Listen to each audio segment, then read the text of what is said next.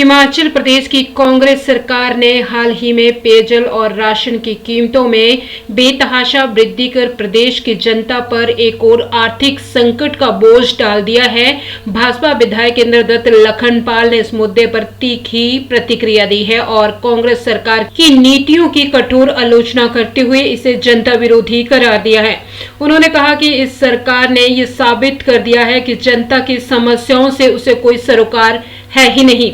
गरीब और मध्य वर्गीय परिवार अब रोजमर्रा के खर्चों के तले दबते जा रहे हैं, जबकि सरकार अपनी तिजोरियां भरने में व्यस्त है। विधायक इंद्रदत्त लखनपाल ने कहा कि कांग्रेस सरकार ने पानी जैसी बुनियादी जरूरत पर 300% तक की कीमतें बढ़ा दी है, जो सीधे तौर पर गरीब और मध्य वर्गीय परिवारों पर हमला है। ग्रामीण क्षेत्रों में न्यूनतम 100 रुपए मासिक शुल्क और शहरी इलाकों में भारी वृद्धि इस बात की गवाही देता है कि सरकार को आम जनता की समस्याओं से कोई सरोकार नहीं है। सरकार ने तो जनता को पीने का पानी भी महंगा कर दिया है। ये कदम गरीब की प्यास बुझाने तक के अधिकार पर चोट है। लखनपाल ने कहा कि उन्होंने इस जनता की खुली लूट करार देते हुए इस सरकार की जन विरोधी नीतियों के चलते गरीबों की मुश्किलें बढ़ती जा रही है। वहीं लखनपाल ने कहा कि डिपो में उपलब्ध राशन की कीमतों में भी वृद्धि की उन्होंने कड़ी आलोचना की है। उन्होंने कहा कि आटा, चावल, चीनी और तेल जैसी बुनियादी वस्तुएं अब गरीब की पहुंच से बाहर होती जा रही है।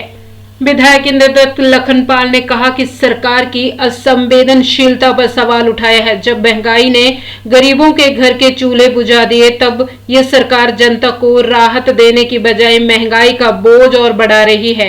यह सरकार मूक दर्शक बनकर तमाशा देख रही है। रोजगार की कमी, रोजमर्रा की वस्तुओं में महंगाई और अब पेयजल एवं राशन के दाम बढ़ाकर सरकार ने जनता के साथ विश्वासघात किया है। हिमाचल प्रदेश सरकार द्वारा आम जनता के ऊपर टैक्सों का बोझ लादा जा रहा है, जिससे आम जनता जो है, चाहे वो पानी के बिल हों, चाहे बिजली के बिल हों, चाहे डोमेस्टिक हों, चाहे कमर्शियल हों, और चाहे खाद्य तेलों में अप्रत्याशित जो वृद्धि प्रदेश सरकार ने करी है, उससे निश्चित रूप से ऐसा प्रतीत होता है कि प्रदेश सरकार जो है बहुत बड़े आर्थिक तंगहाली की ओर बढ़ गई है, जिसके कारण वो आम जनता का खून चूसने में लगी है। जो सरकार व्यवस्था परिवर्तन की बात करती थी, गरीबों के हिमायती होने की बात करती थी, कर्मचारियों के हिमायती होने की बात करती थी, बेरोजगारों के हिमायती होने की बात करती थी, आज वो सामने आ रहा है। इसमें जैसे जो एपीएल के जो लोग हैं, जिनको जो आटा 10 रुपये मिलता था, आज 12 रुपये उसका रेट कर दिया है, और जो सरसों का ऑयल था वो भी 10 रुपये की बढ़ोतरी की गई है, चाहे वो एपीएल के हैं चाहे बीपीएल के हैं। दूसरा, चावलों का जो रेट है वो 3 से 3 रुपये महंगा किया गया है।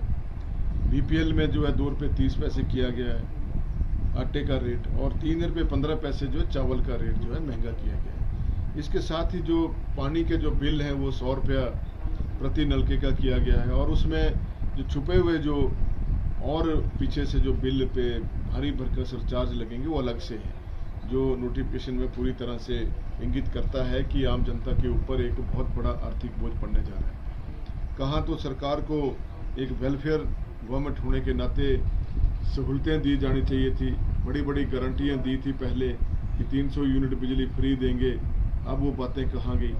जो 125 यूनिट बिजली फ्री मिलती थी वो भी बंद कर दी गई, और साथ में जो ये खाद्य तेलों में जो अप्रत्याशित वृद्धि की गई है, वो भी एक जनता के साथ अन्याय हुआ है, गरीब लोगों के साथ। क्योंकि अभी पिछले हफ्ते ही मैंने एक समाचार पत्रों में खबर छापी थी कि जो हमारे ये सिविल सप्लाई विभाग में जो तेल की जो आमद है, जो तेल का जो आयात हो रहा है, वो नकली है और उसके जो सैंपल है फेल पाएंगे, लेकिन सरकार के द्वारा अभी तक उसके ऊपर कोई निर्णय नहीं लिया गया। इसी प्रकार से आज देखा जाए तो हमारे यहाँ पे, मैं अपने बड़सर विधानसभा क्षेत्र की बात करूँगा, यहाँ हर तीसरे घर में कैंसर का पेशेंट जो है वो सामने आ रहा है। सरकार ना तो लोगों के स्वास्थ्य के साथ भी खिलवाड़ कर रही है, स्वास्थ्य सुविधाएं नामात्र की रह गई हैं।